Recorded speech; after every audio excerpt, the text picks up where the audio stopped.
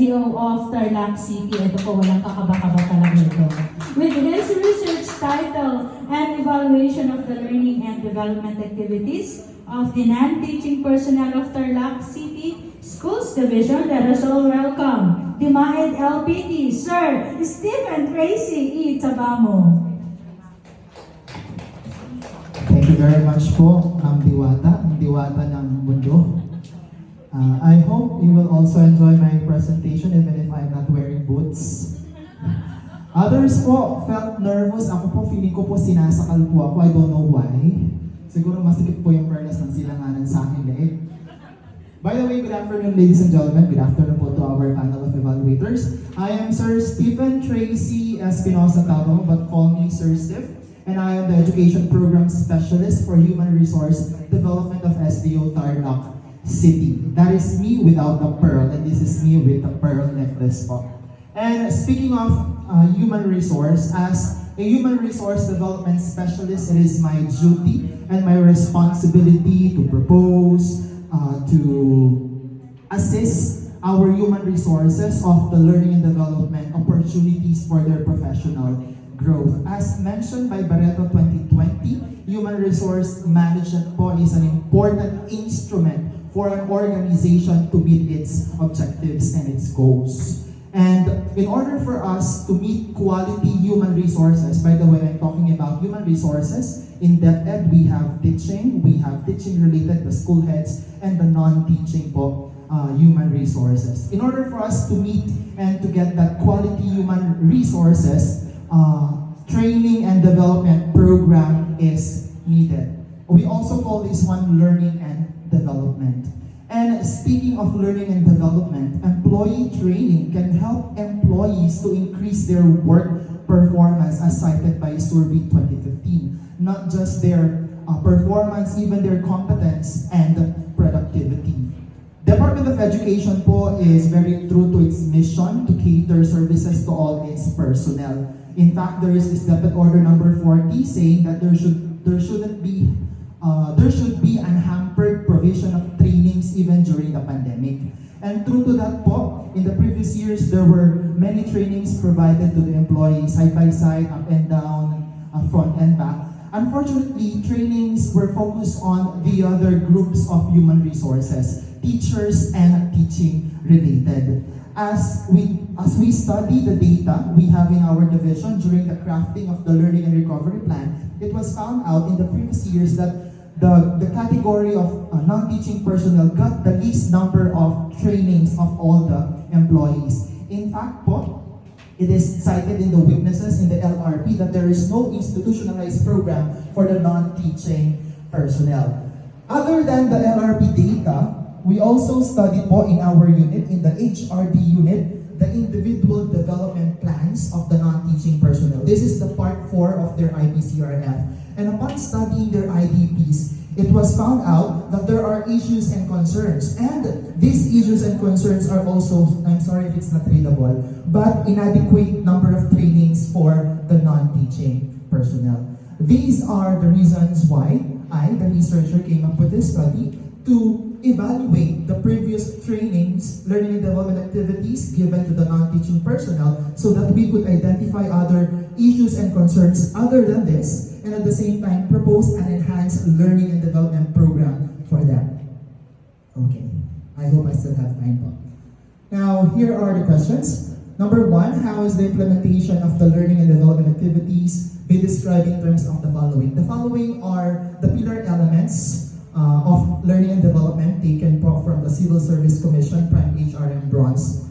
Fourth pillar, the learning and development. We have policy, information and communication, training, development, planning and design, training delivery, monitoring, evaluation and supervision of trainings, and training outputs or job-embedded learning. Number 2, what are the strengths and weaknesses of the implementation of this L&D among the non-teaching personnel? Number 3, what are the problems met by the non-teaching personnel in the implementation of the L&D activities? And number 4, what learning and development program can be proposed for them? Paano po yung ilaw nito? Ayun, okay. Amazing. Now, for the methods, this is a quantitative evaluative study which made use of the CIPP or the CIPO model. In terms of the respondents, there were 143 I hope I got 107 school non-teaching personnel, those who are in the school, and then 53 non-teaching personnel, those who are in the division. All in all, there are 160. Total enumeration sampling was employed, targeting at most 100% of them, at least 80% of them. But as shared by Dr. Santillan yesterday, it's really hard to get 100%. I exhausted everything but only 142 answered, and that is a total of 88.75% of the total population. In terms of the instrument was adopted from the Katame, being used by the monitoring and evaluation unit of the division, plus the checklist po being used for L&D, also taken from Civil Service Commission Prime HRM checklist. And this was validated in terms of content and face validity of the instrument data validation tool rubric by Simons and Goes, taken from public domain. Also, an email was sent for approval of the writer. And the reliability was also tested through Cronbach Alpha. I did not include it, but the reliability coefficient is 0.96 pa. And it was pilot tested among non-teaching personnel of other SBO. In terms of data analysis, just simple for SOP1, weighted mean for SOP2, the numerical ratings from SOP1 were considered. 4 minutes were considered in identifying the strengths and weaknesses. And in terms of the SOP3, frequency count and just ranking. Okay, fast track. Here in terms of policy talks about EEOP, Equal Employment Opportunity Policy, manifested in the provision of L&D activities here. Under this one, participants said that they felt they were treated as people with different skills and abilities. They were considered po. And general, excellent. For indicator number 2, information talks about the content of the trainings, the speakers, and so on, the learning service providers. And here, speakers and trainers demonstrated mastery.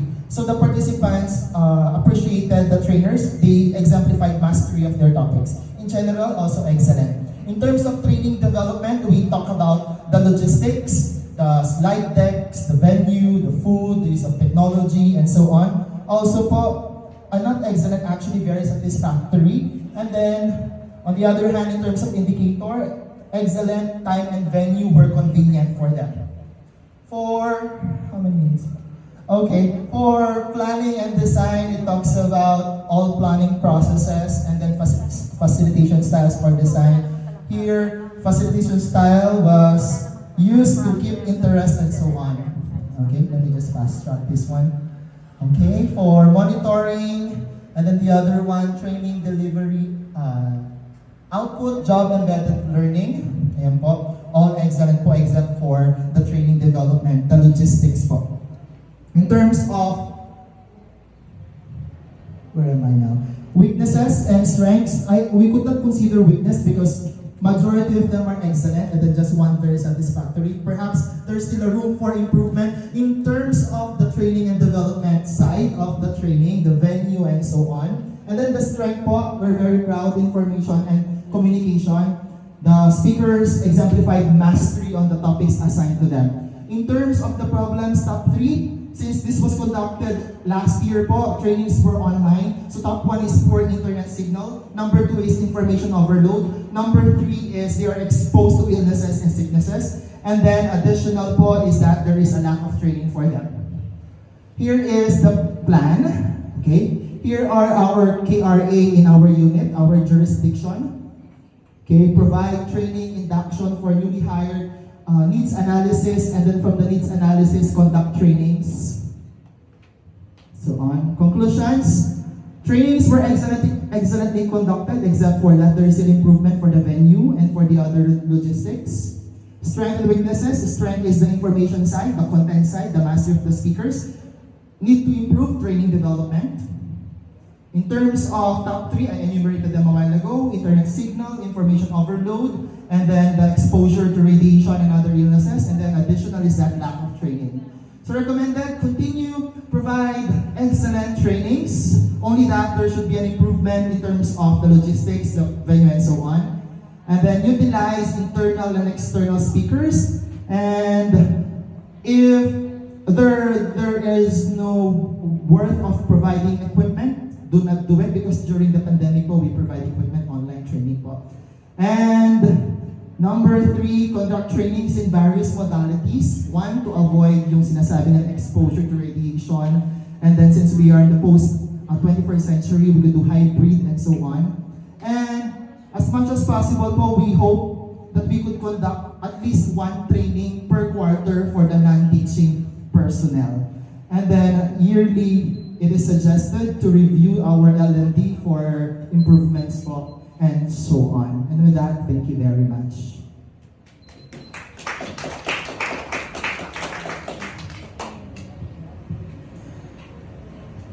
Hi, Sir Stephen.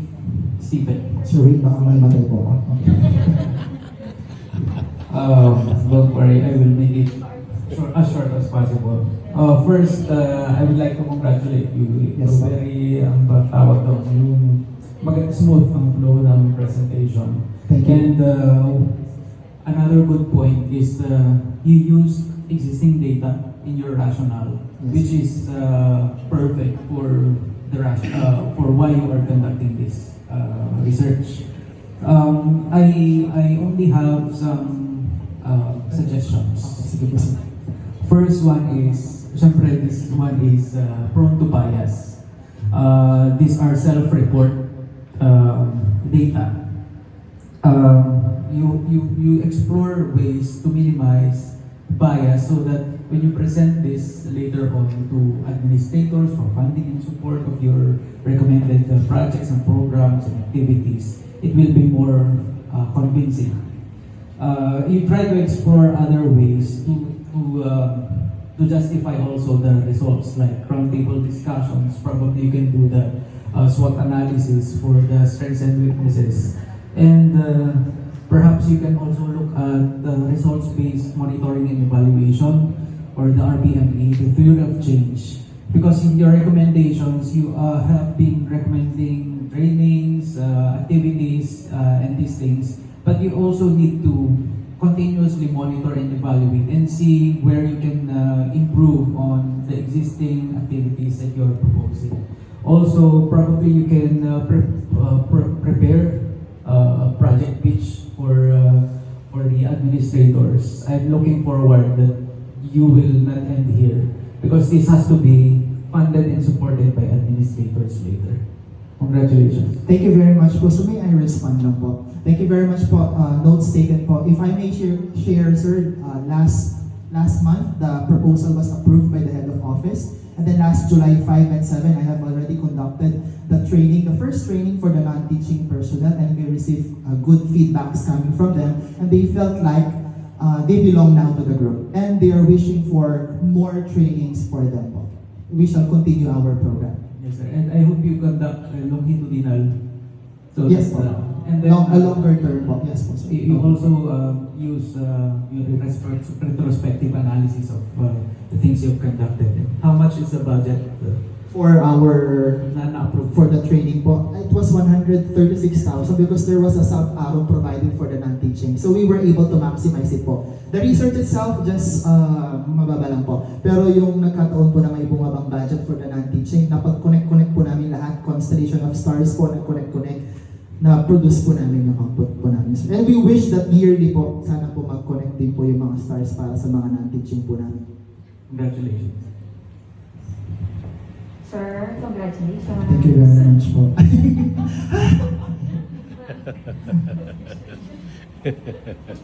you po. Thank you po. Thank you everyone.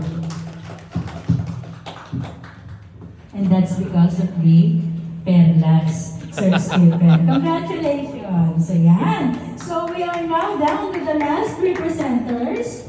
Tatlo na lamang po. Okay, next to present from the STO of Balanga City with his research title, Exploring Teenage Pregnancy.